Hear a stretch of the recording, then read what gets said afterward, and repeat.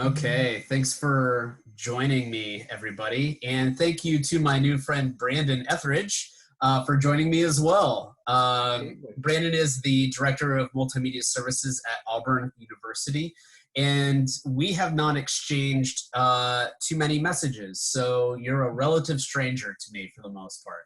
Absolutely. That makes it more fun, right?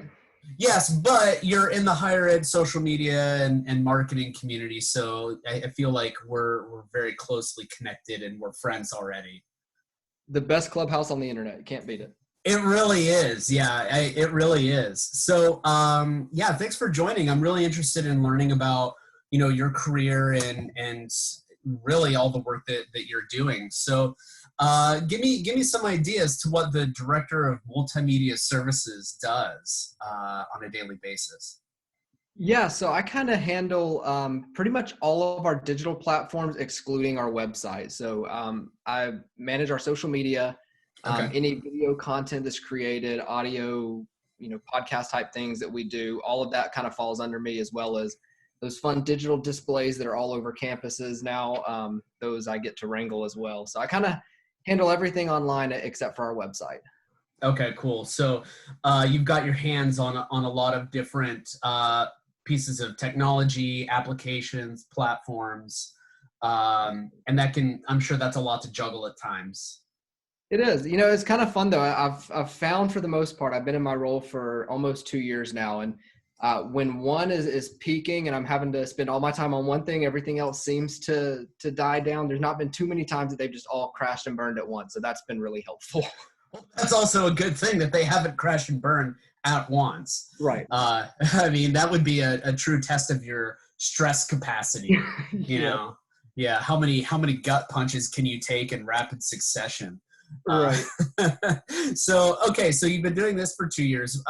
Where was your entry point into the marketing field? Where did you get your start?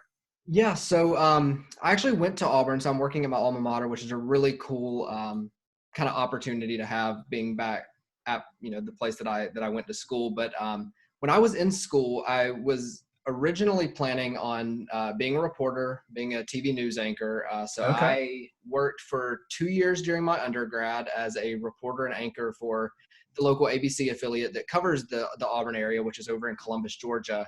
And so I worked there for about 2 years. And then when I got out of school, I worked there for about 6 months. And I said, this just isn't for me. I really enjoyed it in school, but doing it full time. And I graduated on a Saturday and then got married the next Saturday, or graduated on a Monday, got married the next Saturday after I got out of school. And wow, being newly married and working all kinds of hours of the night doing TV news was not necessarily conducive to what I was, wanting to do in family life and all. So there happened to be a position open back at Auburn, specifically in the college that I graduated from.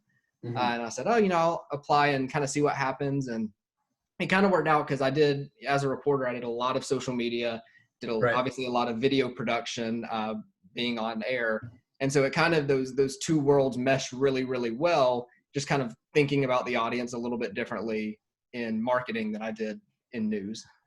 So was your degree in journalism or communications, or? So we have a program called Media Studies at Auburn. It's we have a journalism program, and then Media Studies is kind of more of a general overview of the industry in general, and that's kind of where I ended up landing. And so that was it, which honestly ended up helping me as well, because I got a little more than just the journalism side, which ended up being really helpful for me.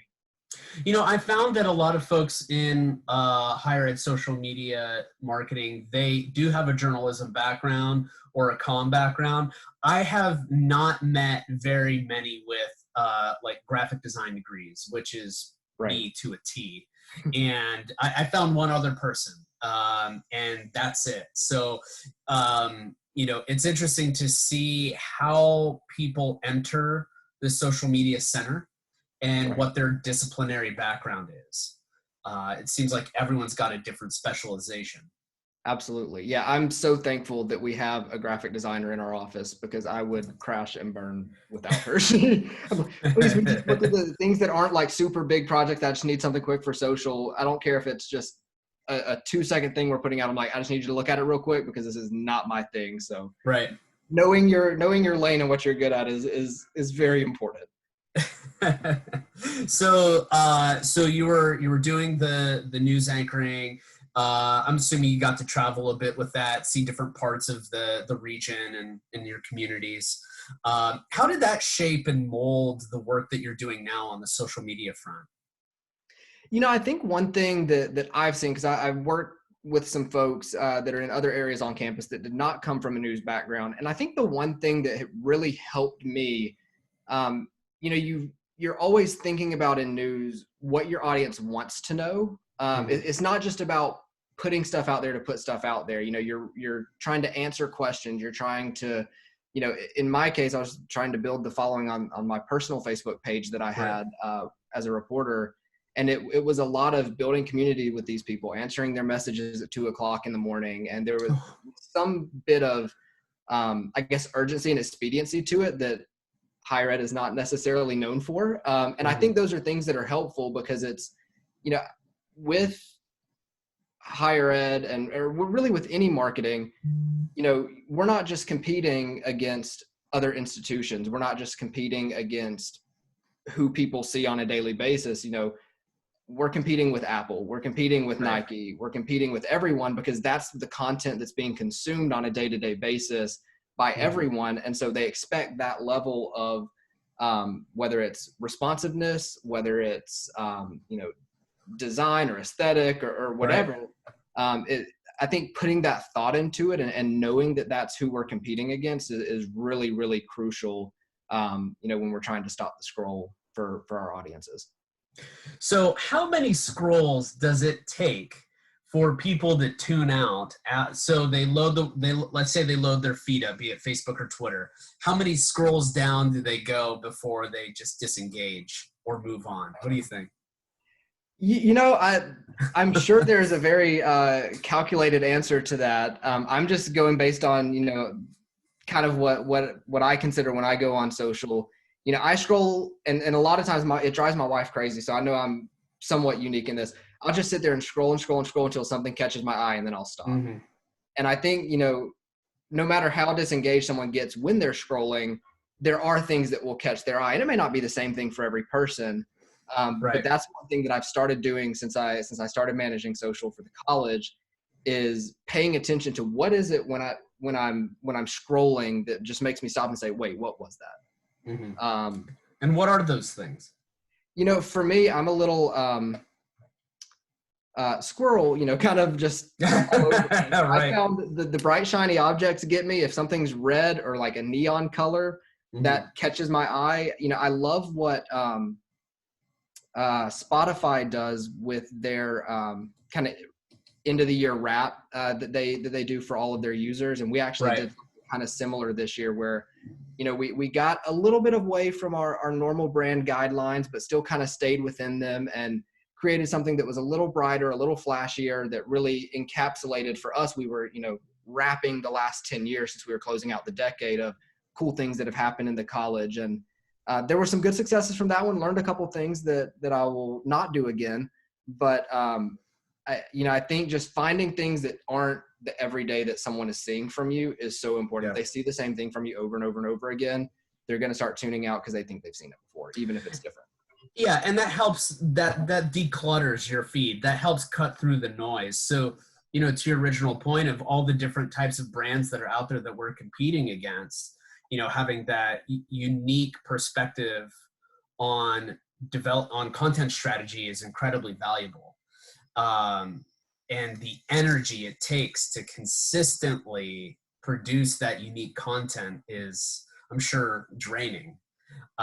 What's your sort of process to create unique content? I think part of it is, one, really knowing your audience and knowing that your audience is not the same on every platform is so important. I mean, me, I've got a social media intern that works with me in my office. And one thing we talk about all the time is we can use the same story on every one of our platforms, but we can't present it the same way on each one. I know that I've got a large contingent of faculty that are following our Twitter that don't follow our Facebook. but I know that I've got a ton of alumni and donors that are following Facebook and they're not on Instagram. And I know I've got a bunch of prospective students and current students on Instagram that aren't necessarily either of the other places. And, you know, there's overlap, of course, on all of those. But I think when you start looking at really trying to differentiate your content and saying, okay, well, maybe a video tells this story best on one platform and an article tells it best on the other, and a really captivating picture tells it best on Instagram, it starts kind of pushing you out of that zone and saying, okay, let me really think about the content I'm sharing and the way I'm sharing it and what it says to the audience.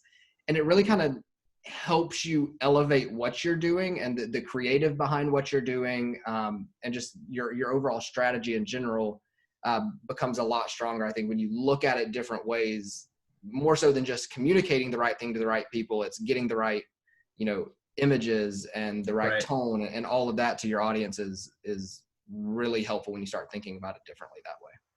Yeah, I mean, you got to talk differently to the parents than you do the students. For sure. That's sort of what my relationship is between Facebook and really Instagram. I run marketing for the undergraduate business college at Pitt, and, you know, we've found that mostly parents are on Facebook. Most of the students, be they prospective, enrolled, or nearly graduating, are on Instagram. Alumni, younger alumni too, and then Twitter just kind of exists. Right. I feel, you know, and I felt really bad, but I explained it when we were working on our strategy for this year. I said, I feel like when I post to Twitter, I'm just screaming into the void. You know, there's if you can't have, and this is one thing I think that, especially in higher ed, I think we're one of the really unique kind of industry sectors that this deals with.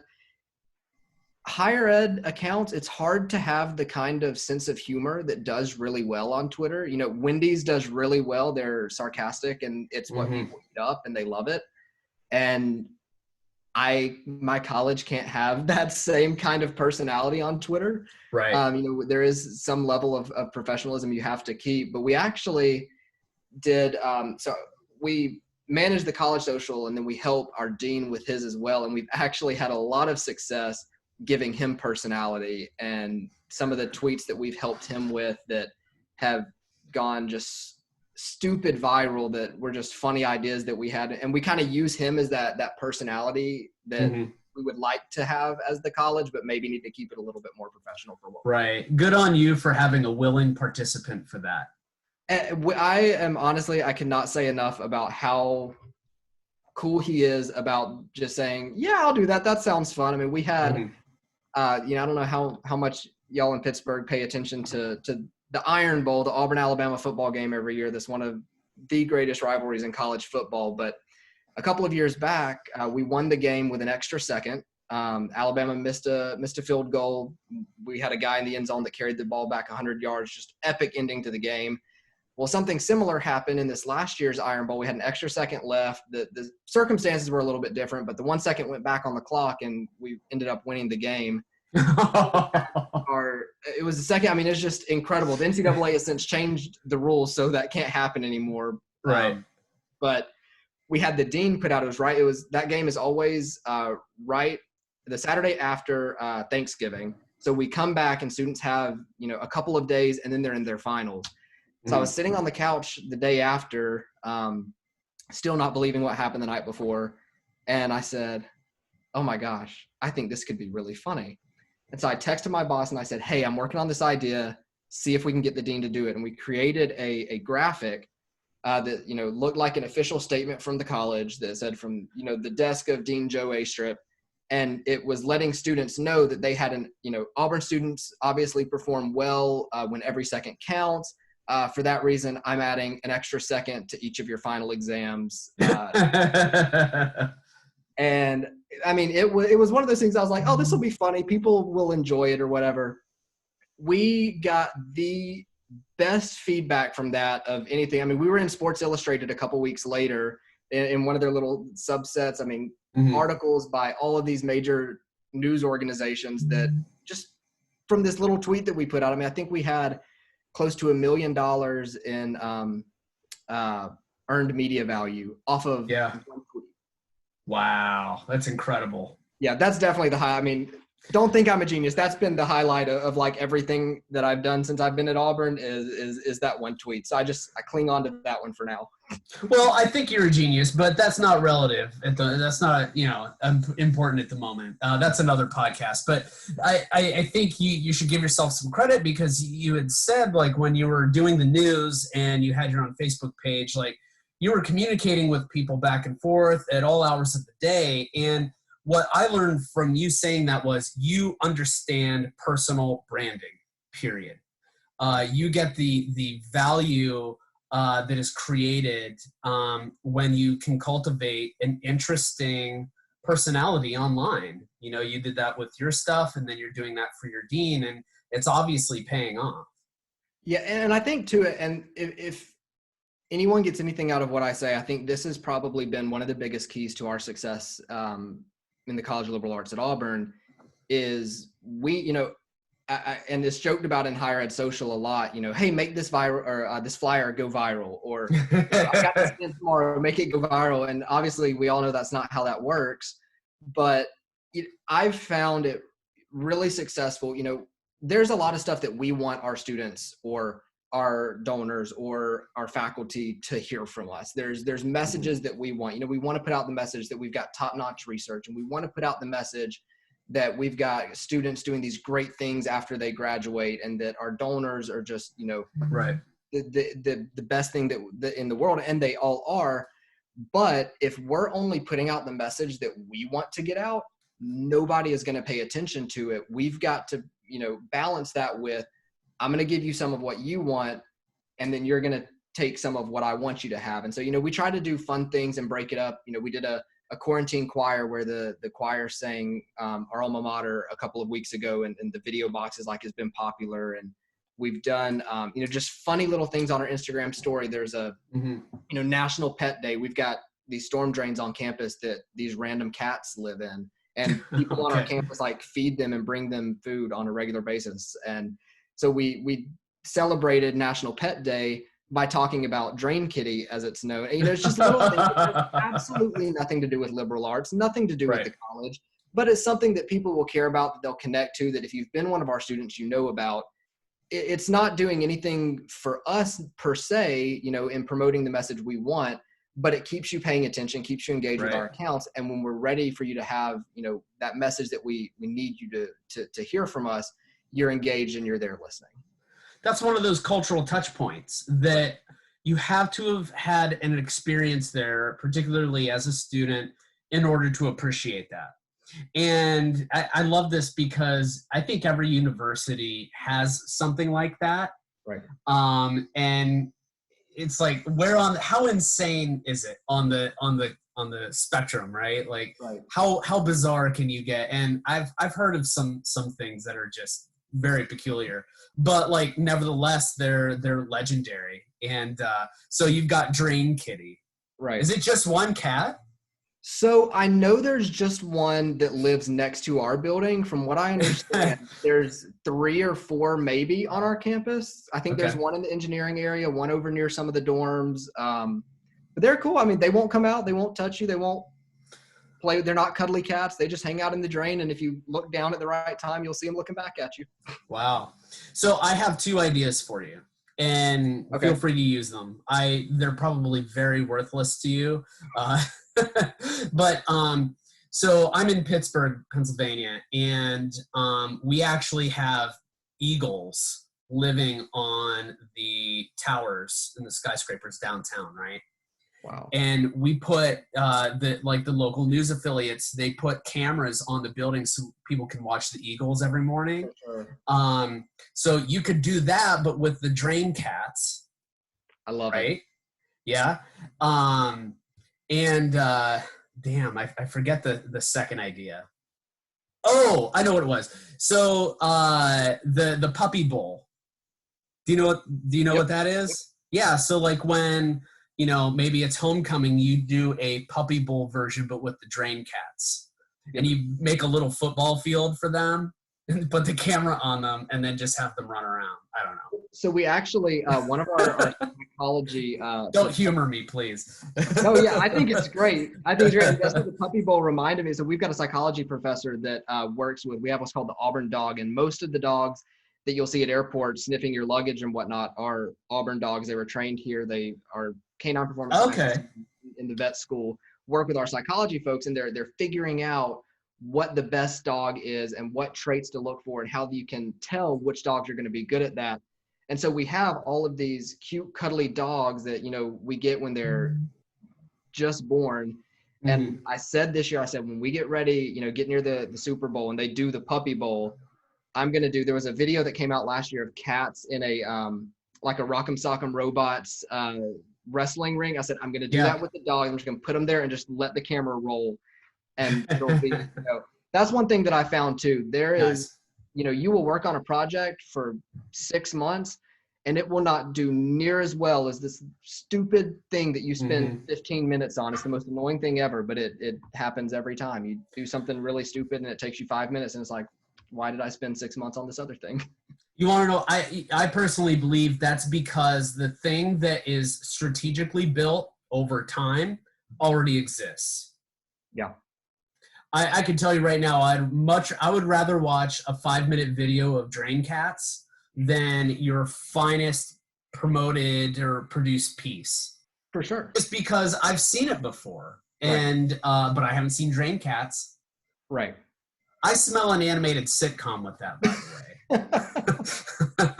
I love it. I'll get our film students on that. We'll start working on that when we're back. Yeah, absolutely. You could. There was a company here in Pittsburgh that was really internationally known. Like all they did was animate animal faces to talk like humans. That's it. That's all they did. And they got to Hollywood and they made a sitcom and it lasted like a season and then that was it. So I feel like maybe this Drainkitties thing could be, their comeback. For sure. Send them my way. We'll do it. All right. Sounds good. So, so I wanted to ask you, what does your team look like? Who's a part of your team and what's unique skills do they bring to the whole? Yeah. So I can't say enough about our team in my college. We've got, I think, the best marketing team out there. We all are really good friends and work really well together. So we have an executive director. Her name is Wendy, and she kind of coordinates our office and, kind of is the in-between between us and the dean and making sure we're making his vision come to life of how he wants the college to be represented.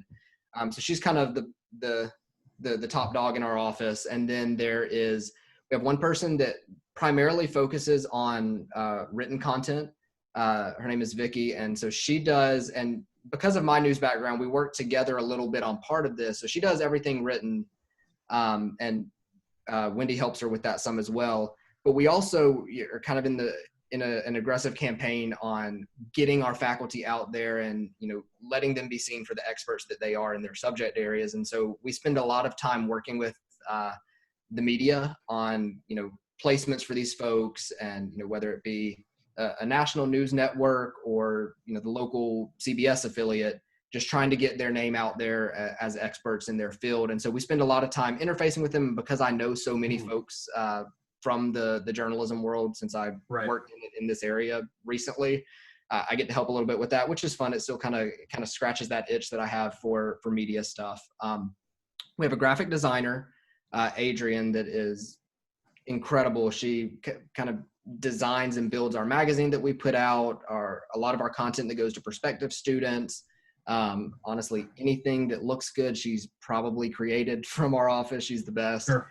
And then we have a guy named Sean. He is our web guy, I guess will just be the word I use to describe him. And he kind of really handles everything website related. We're actually going through a process of rebuilding our website from the ground up right now. So that's kind of his baby.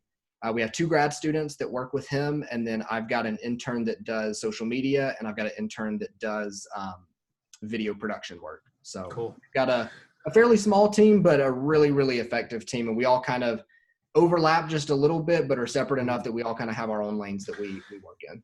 See, that's good. So you're a small, close-knit team, but you're robust on the skill sets. Plus, Yeah. looking at the Venn diagram, like you guys have some overlap. And, one of the things that I always communicate to my design students, to my marketing students, is that if you're a marketer and you can write, awesome. You need to go learn how to design. For sure. I don't need you to be a good designer. I need you to understand the language.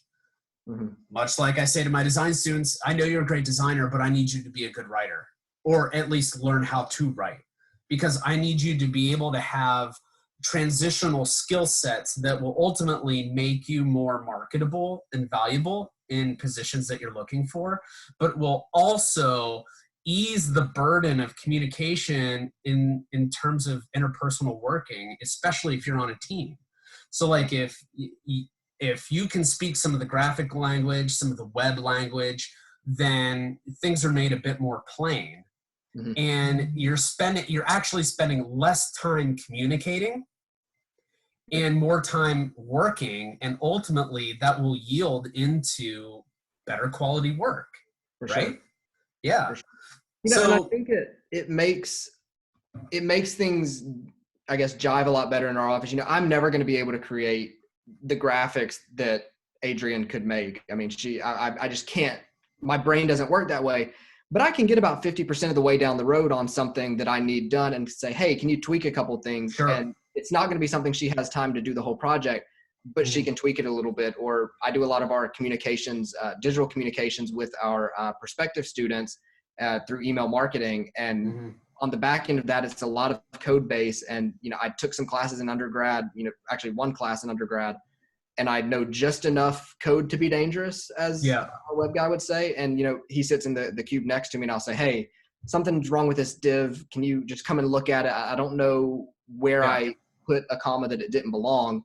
And because that's always the issue if you're dealing with code, always a comma in the wrong place that you don't see. But he knows what he's looking for when he comes over versus me saying, I don't know, something's wrong with it. It's not looking right. It gives you that ability to communicate what you need. So you're getting what you need quicker, and they're not having to waste all their time helping you. Yep. I actually teach web design. I've taught it for the past decade, and more often than not, I would say like 90% of the time, maybe more, students have issues with divs and CSS because of typos. For sure. All the time. They're just, and admittedly, like those are hard details that you just kind of gloss over because there's so much text, right? There's so much code. But see that, knowing that, and I would say knowing some of it, but respecting all of it, I would say makes a huge difference when you're working as a team. Because, like we may have different views on what makes good aesthetics, but we can have that conversation, or you could defer to that expertise, or I could defer to your expertise. So that's really optimal types of interaction, I would say. Yeah, and that that's one thing that I think is really important to working in a team like we have.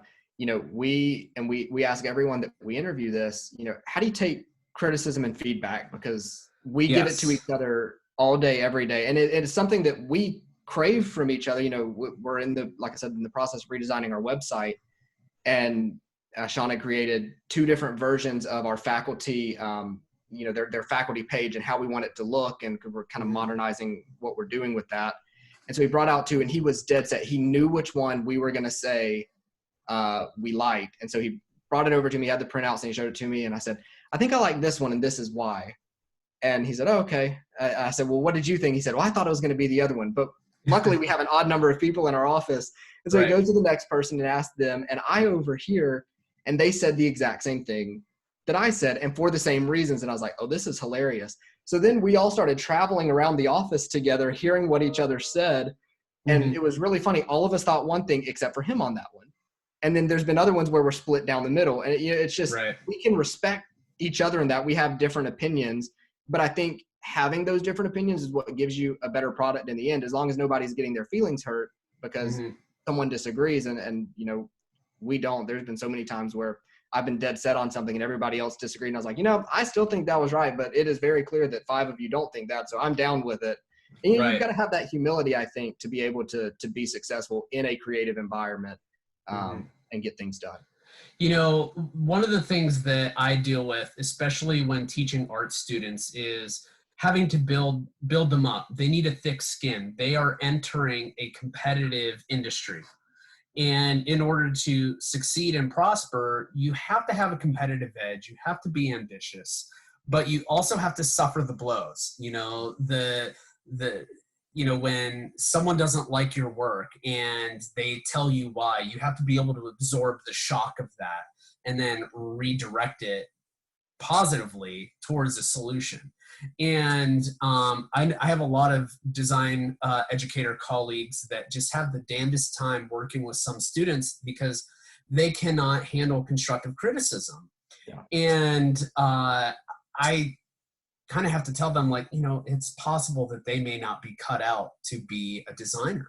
And that's okay, because they can do other things that aren't competitive. So I think, just to get on a soapbox for a second, like, when you're in design school, the professors are always saying you need to get a job in an agency life, ad agency, design agency, instead of saying in-house design departments or in-house at a college or university.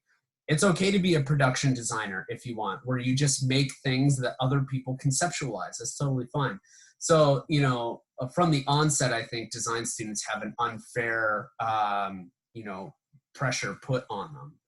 But to your point, like, being able to take that constructive criticism and to take it well actually proves how much of a professional you are. If you can suffer the worst of what people have to say about your work and then turn that around into a positive and actually, make a revision that's good, then, you're going to come out much better on the other side of that.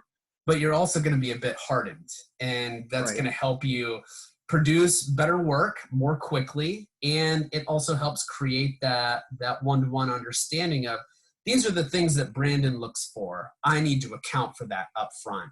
So that constructive criticism also takes the ego out of the work and makes it better. Yeah. And I'll say too, if someone's listening and they struggle with that, go work in TV news for a little while, and let, everything that you do in your job is broadcasted to 1,000 people that think they could do it better. And it very quickly takes you out of your comfort zone. I mean, I've had people do Facebook Lives for 30 minutes talking about how much they hate me for stories that I've done. I've had government officials trash. I mean, it's one of those things that I guess that comes from that background of, there's nothing that my coworkers can say to me that's any worse than what these people have said to me when I worked in TV. And I think that's probably helpful. But yeah, it's so important to have a thick skin. And because the thing is at the end of the day, one, it's not personal, because someone doesn't like your design doesn't mean they don't like you or think you're a good designer. They just don't like that design.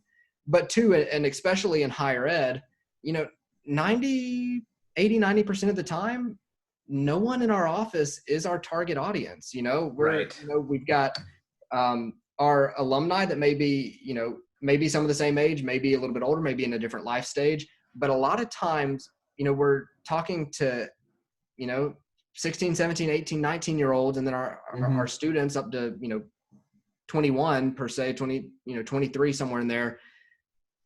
None of us in our, thank God we have interns, they can kind of keep us on our toes, and honestly, higher ed social helps with that as well, kind of seeing those trends from across the country before they necessarily hit our campus. But, we're not that key demographic. And I think that's important to remember is just, and during our web redesign process, that's one thing we've continued, because we're doing it with shared governance and working with our faculty that, our English faculty or music faculty or, whatever, they're not necessarily experts on this. And like, well, I don't like that. It's like, I get it, but this is our key audience. This is who we're reaching for. And knowing that and understanding that as a person that works in this every day is so helpful, but being able to explain that to people that you're having to deal with, because marketing never does anything in a vacuum. There's 1,000 people that have an opinion on what it is we're doing, and some of those that have an opinion that matters. And you've got to be able to communicate to those people, yes, it's not the comfortable thing for you, but this is who we're reaching towards, and this is what the research tells us. And it disarms a lot, and it makes a lot of people realize, oh, okay, it's not a personal thing at me.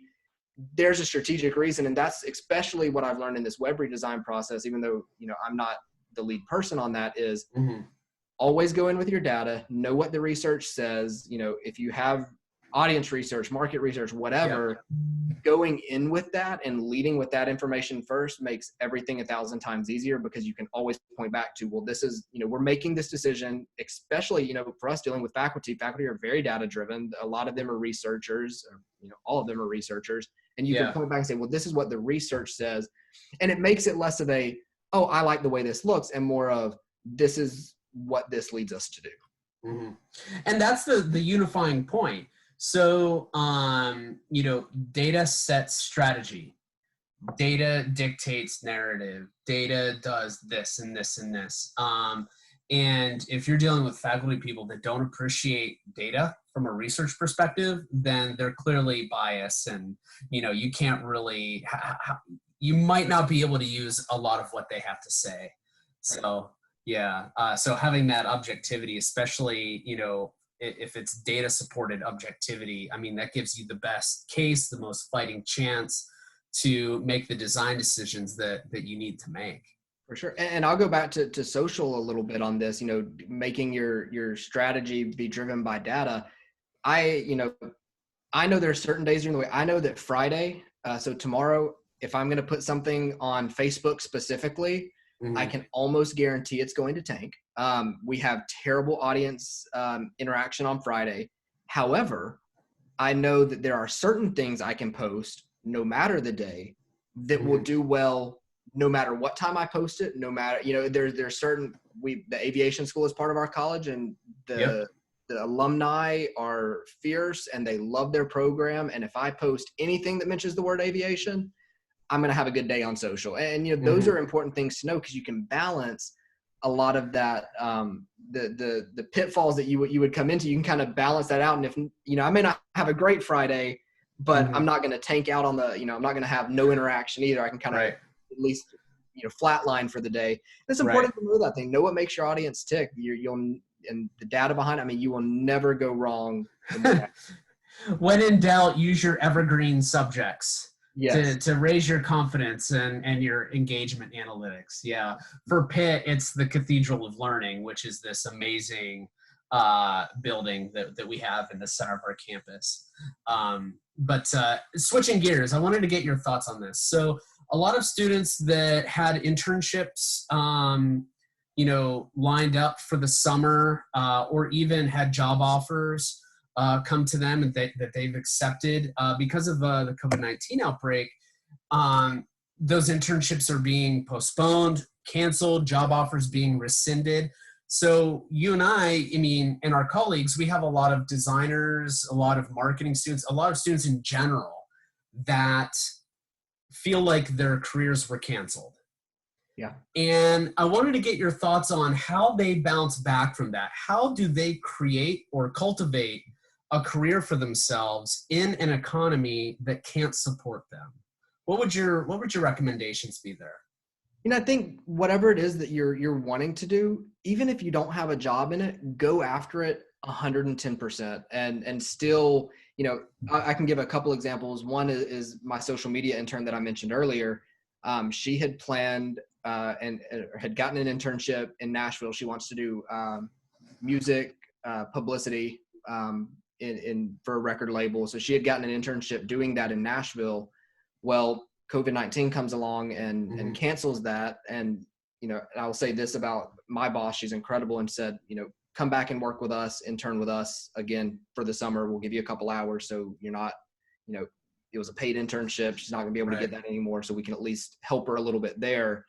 So check with your marketers at your school and see if they can help you out. But, for her, she doesn't necessarily want to do social media for higher ed. She wants to do publicity in the music industry. So she started a blog on all things music. And I think, I haven't visited it recently. I looked at it right after she started, and I think it's maybe specific to country music or a specific type of music that she wants to work in. But it's all, she's talking about what are the latest trends in the industry. She's blogging about all these things, creating content. And those are the kinds of things she wanted to do in her internship that she's not able to do. But just because you're not doing it with a company doesn't mean you can't still do it. Right. And I think and honestly, it may even show more about you to whoever it is that's sitting across the hiring table from you, 6 months to a year from now, when all of this is over, that you didn't let a no stop you from what it was you wanted to do. You persevered, you made it work, you thought differently than other people. Some people just throw their hands up in the air and say, I'm going to go, work at Publix, which is great. Right. Go do that because you need to make money. But take that time and be intentional on the side and say, I'm going to keep doing what it is I want to do.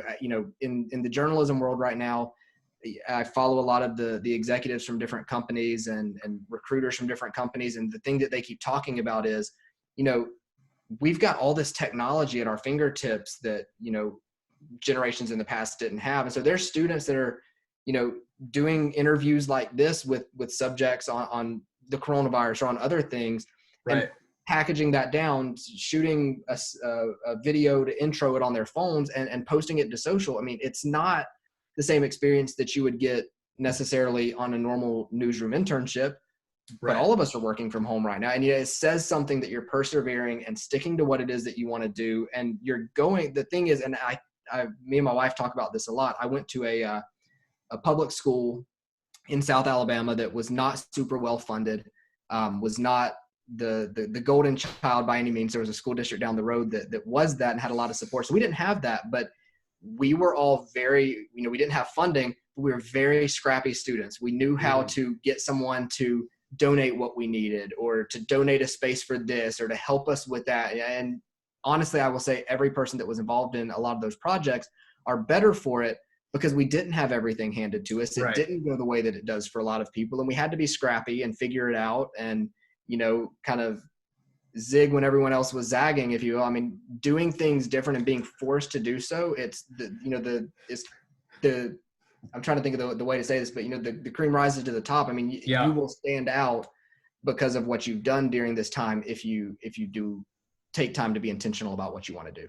Well, you're battle worn. You're so used to people saying no, or just outrightly acknowledging that you have less than others.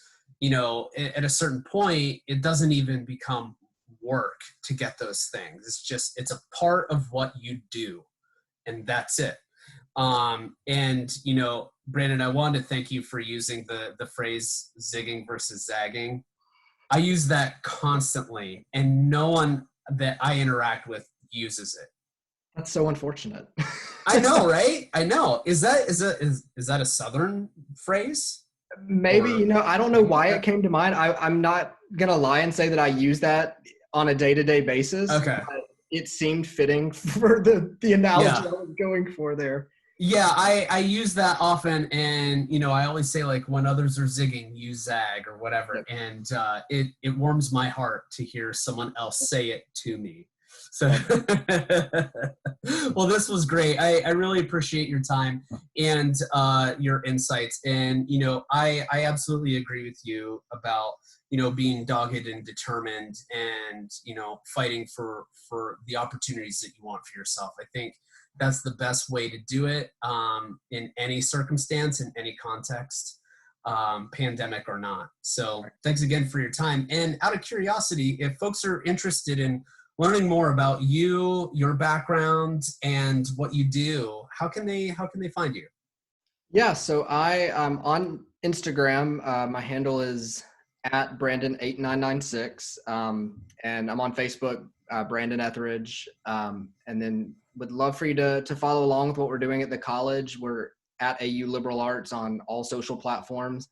Personally, I'm not on Twitter. I had a Twitter when I worked in news and just needed a break. So I'm probably going to be getting back on Twitter sometime soon, because it's just, there's so much out there that I would like to be involved in that I can't from necessarily a college's account, to be able to just interact, a lot with the higher ed social community. But the other two platforms, you can find me there, and be happy to answer any questions, continue conversation, just feel free to reach out. Sounds good. Thanks, Brandon. We'll talk to you on Twitter. Yeah, sounds good. All right. Take care.